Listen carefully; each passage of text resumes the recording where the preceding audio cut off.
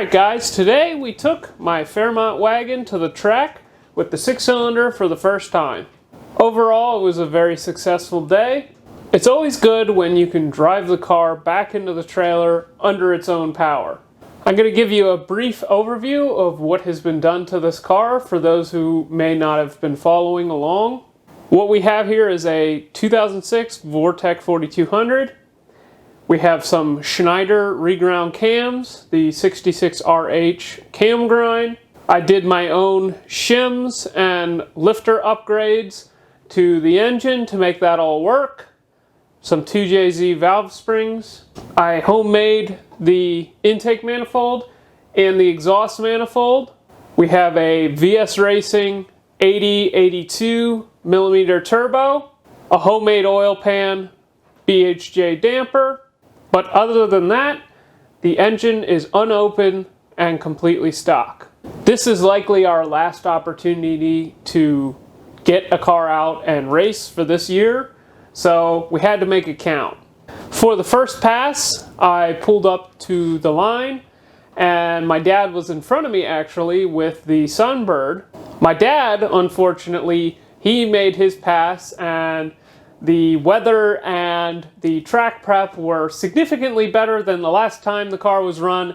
He pulled an enormous wheel stand and came down rather hard, broke the oil pan, and got oil on the track.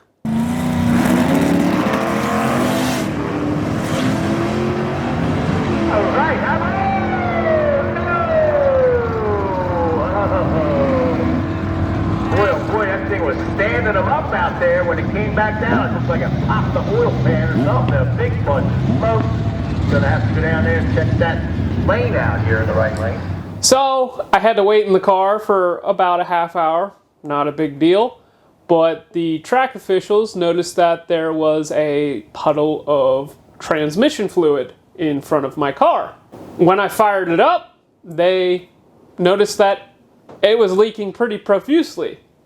They waved me off, sent me back to the pits, you're leaking, you can't run. At first, I was pretty frustrated because I had just waited about an hour to make a pass and I was not allowed to. But looking back, it was probably good that they waved me off because it was leaking pretty bad and it probably would have gotten underneath the tires and caused me issues. Let alone, getting it on the track and making them all upset. We found that the transmission cooler that we had installed was leaking, so we tried to replace, put new thread tape, etc. on all of the fittings. That didn't fix the problem, so we ended up just removing it and looping the transmission cooler lines and sending it for the next pass. So we finally got up to the starting line again. I got into the burnout box, did my burnout, and made a pass.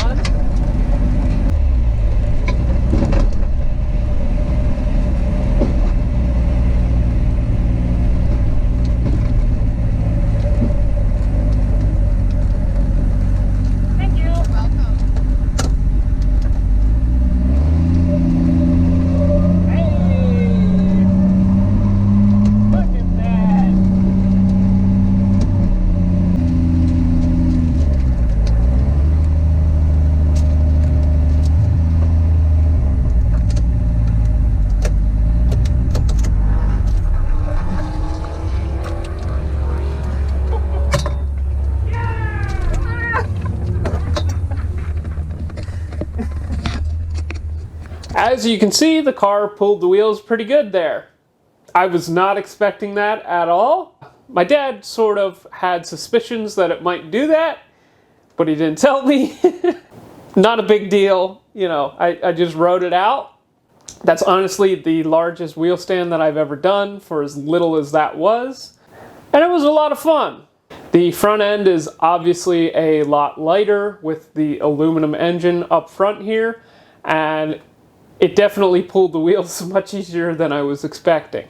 Unfortunately, this was the only pass that we got for the day. We had other obligations that we had to get to later that day, and we really didn't have time to stick around. Honestly, my only goal for the day was to go faster than a 998, because that was how fast we have gotten one of these engines to go. This car is much heavier than a lot of the other vehicles that we have tested these engines in. It really is a testament to the amount of horsepower that we have been able to get out of these. It was a really good day, and overall I am extremely happy with my Schneider Racing reground cams. Those things make such a huge difference to this engine. If you guys are doing one of these, you've got to get a set. My dad and I have done the math on this, and in boost, they're worth about 100 horsepower. And if you back calculate what they would be worth naturally aspirated, it's about 50 horsepower. That's a serious performance gain, and we haven't even dialed in the variable valve timing yet. Overall, I am very happy with our performance today. Big thanks to everybody that helped us out.